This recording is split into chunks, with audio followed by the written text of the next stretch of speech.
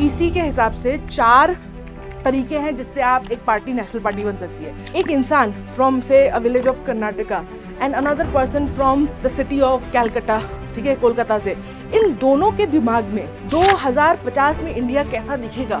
Political parties बहुत ही जरूरी है डेमोक्रेसी के एग्जिस्टेंस के लिए, स्पेशली ऐसी डेमोक्रेसीज जो लार्ज और कॉम्प्लेक्स हो जैसे India. Hello friends, welcome to UPSC वाला। This is Sonia Ahuja and today we are going to talk about political parties of India. तो एक पॉलिटिकल पार्टी होती क्या है? Well, by definition political parties are voluntary association, मतलब कि लोग जब अपनी मर्जी से एक ग्रुप बनाते हैं जिनका एक सिमिलर पॉलिटिकल व्यू हो, मतलब सेम तरीके की आइडियोलॉजी वो फॉलो करते हो। उनका पर्पस क्या है? टू सीक पावर, सत्ता में आना थ्रू कॉन्स्टिट्यूशनल मीन्स, ठीक है, कॉन्स्टिट्यूशन के हद में रहकर सत्ता में आना and to advance national interest, देश के हित में काम करना।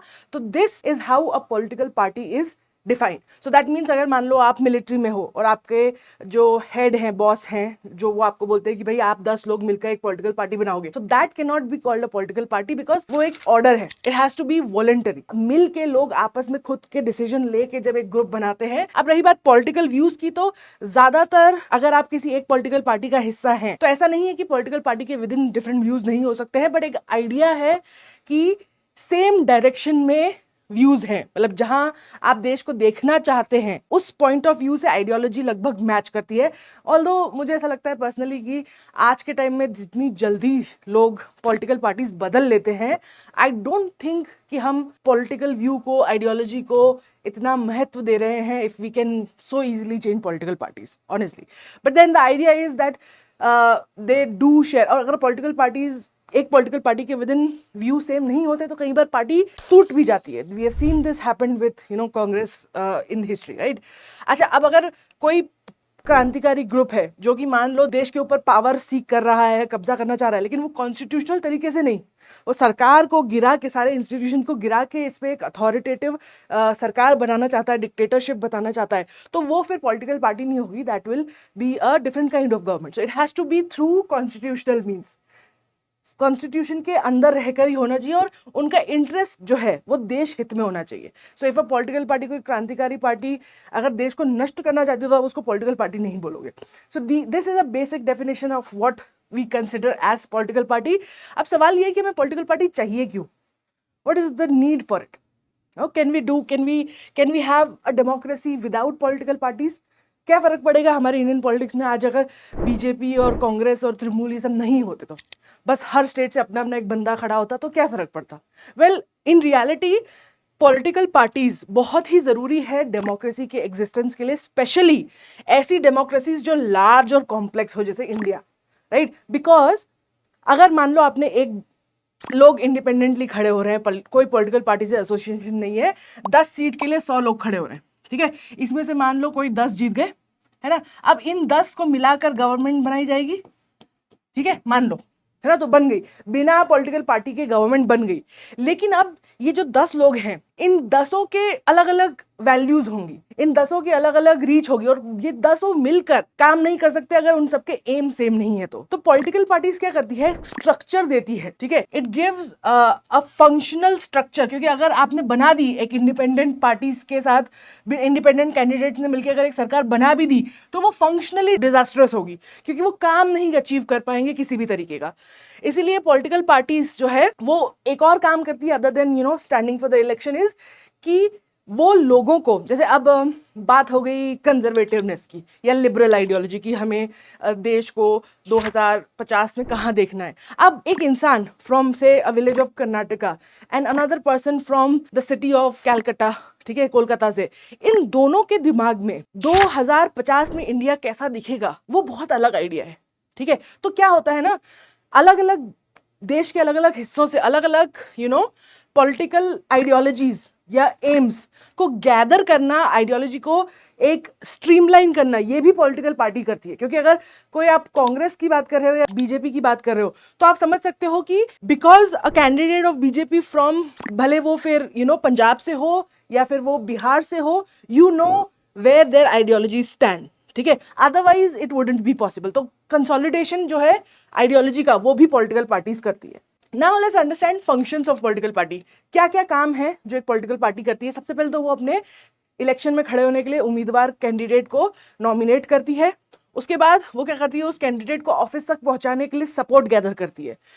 देन मैनिफेस्टोज रिलीज करती है। मैनिफेस्टो क्या होता है, जब भी कोई इलेक्शन होते हैं तो हर पॉलिटिकल पार्टी एक लिस्ट बनाती है और ये कहती है कि भाई अगर हम जीत गए तो हम इन इन चीज़ों पर काम करेंगे, ये चीज़ें कंप्लीट करेंगे, तो उसे मैनिफेस्टो कहा जाता है।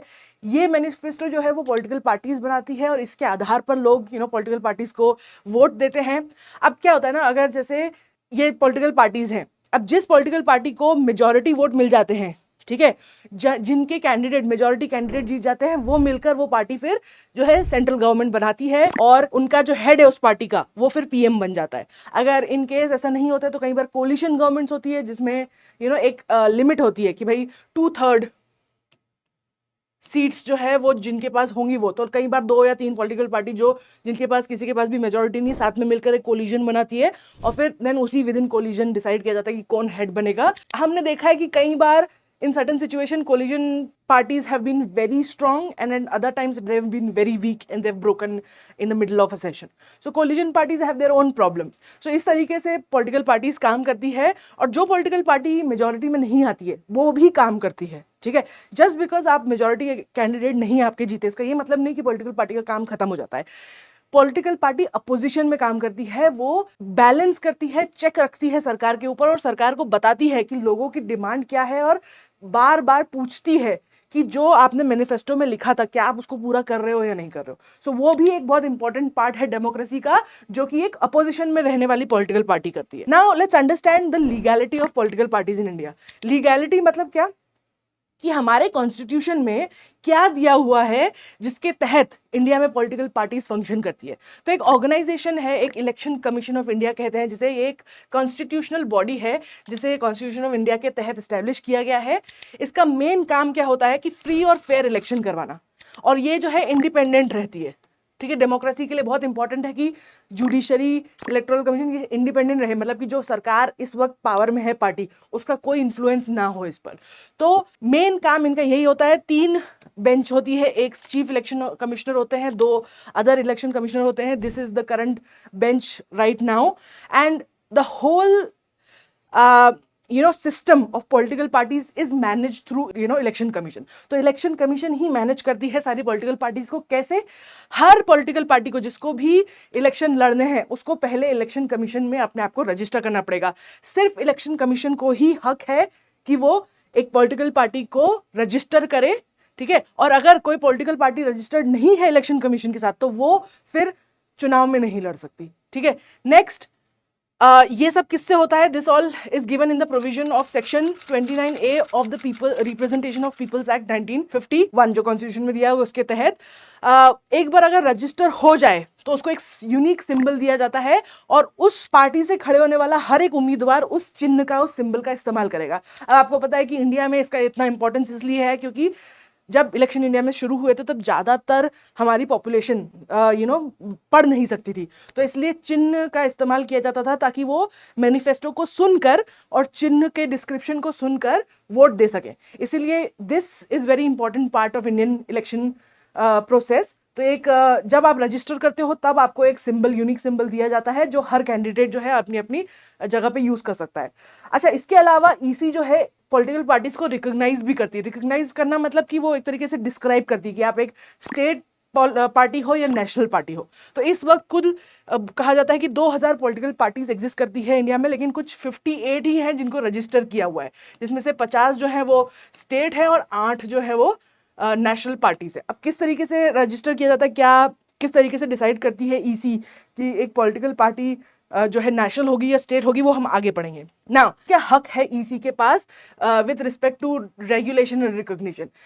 वेल, टेक्निकली बाय लॉ हर पार्टी को ईसी द्वारा रजिस्टर होना है, ठीक है, लेकिन ईसी के पास किसी पॉलिटिकल पार्टी को डी रजिस्टर करने का हक नहीं है, क्योंकि एक बार अगर आपने किसी पार्टी को डी रजिस्टर कर दिया तो वो इलेक्शन में खड़ी नहीं हो सकती, वो इलेक्शन में पार्टिसिपेट नहीं कर सकते। इसलिए according to Indian constitution registration का पावर तो दिया है लेकिन डी रजिस्ट्रेशन का कोई प्रोविजन नहीं दिया गया है। EC has to go to another constitutional body to help, because पूरा पावर उनके पास नहीं है कि वो किसी पॉलिटिकल पार्टी को डी रजिस्टर कर सके. However time to time court में अपील डाली जाती है and then according to how court decides the law. Where as when it comes to recognition of party status as national और state, वो freely कर सकती है, क्योंकि 2023 का ये न्यूज़ है जिसमें आपको नेशनल पार्टी स्टेटस दिया गया था और इन पार्टी से विड्रॉ कर लिया गया था बिकॉज वो कैटेगरी फुलफिल नहीं कर पा रही थी. सो नाउ लेट्स अंडरस्टैंड कि क्या है वो कैटेगरीज. अगर आप डिटेल में इन डेप्थ समझना चाहते हैं तो there is lecture by Aditya sir, Laxmikanth book series में, I think it's lecture number 78, name is political parties. उसमें सर डिटेल में बहुत आराम से पूरी बात समझाते हैं. We are going to just go through it in a very quick manner कि क्या क्राइटेरिया है. बेसिकली इसी के हिसाब से 4 तरीके हैं जिससे आप एक पार्टी नेशनल पार्टी बन सकती है. आपको कोई एक फुलफिल करना है, ठीक है. So what is that? First is, या तो आपके पास लोकसभा सीट और Lok Sabha election, Lok Sabha legislative assembly election और रिकॉग्निशन ऑफ स्टेट पार्टी, अगर आप स्टेट में ऑलरेडी रिकॉग्नाइज्ड हैं तो. पहला तरीका है आपके पास 2% सीट्स हो लोकसभा में from at least 3 states, then you can be recognized as a national political party. If not, then 4 seats and 6% of valid votes in Lok Sabha election from 4+ states. ठीक है, 4 से ज्यादा states में. अगर ये दोनों है आपके पास तो then also you can become. If not, then 4 seats in Lok Sabha and 6% of valid votes in legislative assembly election from 4+ states.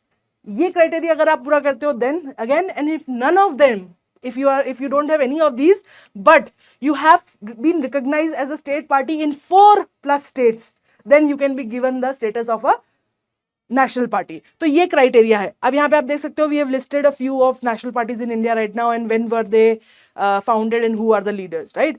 So अब next let's understand कि state party कैसे डिक्लेयर की जाती है. तो सेम state party के लिए भी 4 क्राइटेरिया हैं.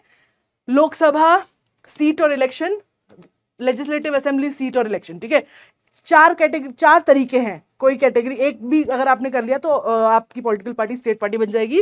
पहला है आपके पास एक लोकसभा की सीट हो और साथ में 6% जो है वैलिड वोट्स हो in Lok Sabha election, then you can become a state party.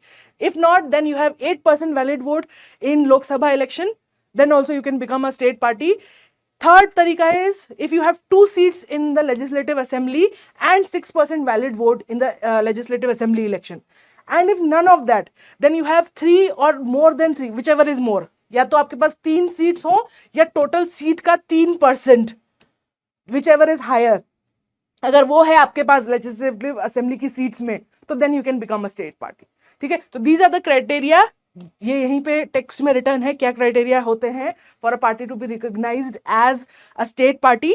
सो कई सारी रीजनल पार्टीज इस यहाँ पे दी हुई है. This is a little bit old data because ये 2018 की बात कर रहा है. तब आप जो थी वो रिकॉग्नाइज नहीं थी, इसलिए आपको पंजाब में और दिल्ली में एज अ regional party बताया गया है. But some of the famous ones that you know about is Bodoland People's Fund, okay, Rashtriya Lok Dal, Samajwadi party, Jammu Kashmir national conference. ठीक है, so these people's democratic alliance ये मणिपुर में भी है और भी जगह पर भी है, तो मल्टीपल स्टेट्स में भी हो सकती है. Similarly we have all India forward bloc revolutionary party which is also in Bengal and Kerala. And similarly so हर स्टेट में ऑलमोस्ट अपनी अपनी एक पॉलिटिकल पार्टी है ही.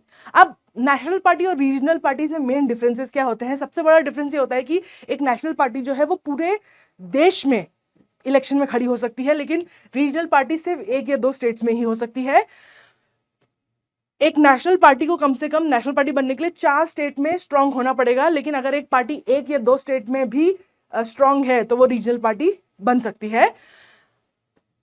नेशनल पार्टी के ऊपर एक्सक्लूसिव सिंबल का हक होता है. एक सिंबल उनको दिया जाता है और उसका हक होता है exclusively all over the country, where as the symbol is reserved.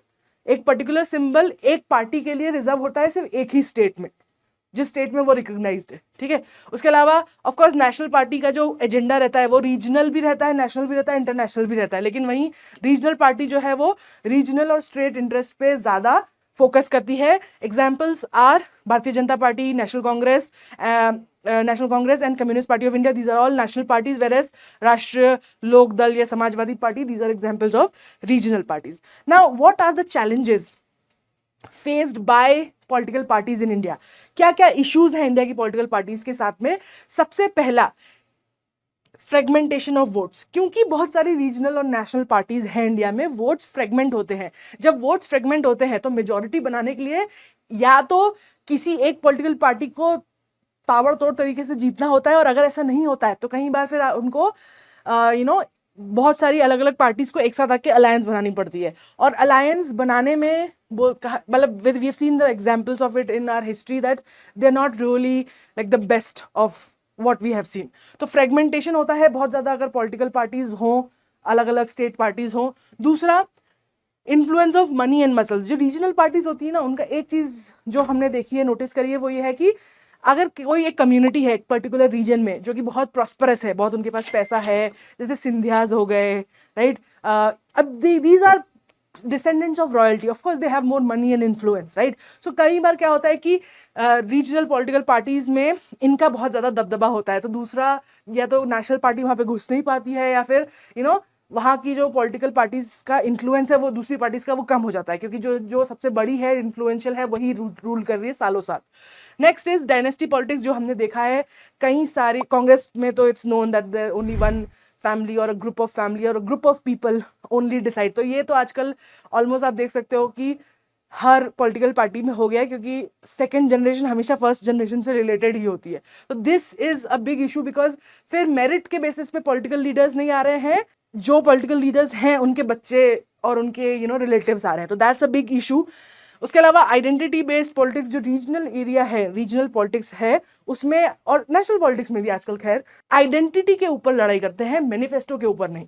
ठीक है, पॉलिटिकल पार्टीज जैसे बीजेपी है, ठीक है, तो उनका मेन जो फोकस है वो किसी एक एरिया पर रहता है, एक आइडेंटिटी पर रहता है, और उसके बेसिस पे वो लड़ती है, ना कि पूरे देश के हित में. और ये और बढ़ जाता है जब वो पार्टी जो है स्टेट लेवल पे हो, क्योंकि स्टेट लेवल की पार्टी तो अपने ही स्टेट के लोगों के लिए या जिस लोगों पे वो बिलोंग करती है उन्हीं के लिए काम करेगी ना. So this becomes a issue when बहुत ज़्यादा पॉलिटिकल पार्टीज होती हैं, तो आइडेंटिटी बेस्ड पॉलिटिक्स बहुत बढ़ जाती है, and it's not good for a democracy. And finally एक इशू जो बहुत ज़्यादा देखा गया है वो है criminalisation of politics, which is basically कि कई सारे लोग जो कि अगेन जिनके पास मसल्स है और मनी है, they do a lot of corruption and in order to basically gain power from other means, and they do a lot of criminal activities while being in politics. Now this also happens because political parties are at the end of the day gad of these people with similar ideologies. And कई बार अगर कोई party extreme ideological position ले लेती है तो उसके कारण effective governance नहीं हो पाता है. मतलब कि अगर किसी पॉलिटिकल पार्टी ने बहुत एक्सट्रीम अपना कोई पोजीशन ले ली तो फिर वो देश के हित में नहीं, कई बार देश के अगेंस्ट काम करने लग जाता है, राइट. सो लेकिन अगर मान लो कोई पॉलिटिकल पार्टी है वो सिर्फ किसी एक रिलीजन को लेकर प्रचार कर रही है, तो क्या हो रहा है, अब देश में एक रिलीजन नहीं है ना, कई सारे रिलीजन है, तो यहाँ पे basically identity politics plus extremism मिल जाता है, और it becomes, instead of making India a better country, it ends up making India a much more weaker country. So these are some of the challenges that are faced by political parties in India. This is all for today. In the next class, similar to this, we're going to talk about different party systems, and हम ये भी बात करेंगे कि political parties का evolution, historical evolution कैसे हुआ है इंडिया में अब तक, and we'll also talk about how does political parties have evolved over the years in India, and internationally भी हम बात करने वाले हैं कई दूसरे कंट्रीज की पॉलिटिकल पार्टीज के बारे में, and how do they function, how are they different from Indian political parties and so on. So stay tuned for the next lecture. Thank you for listening. Have a nice day. Bye.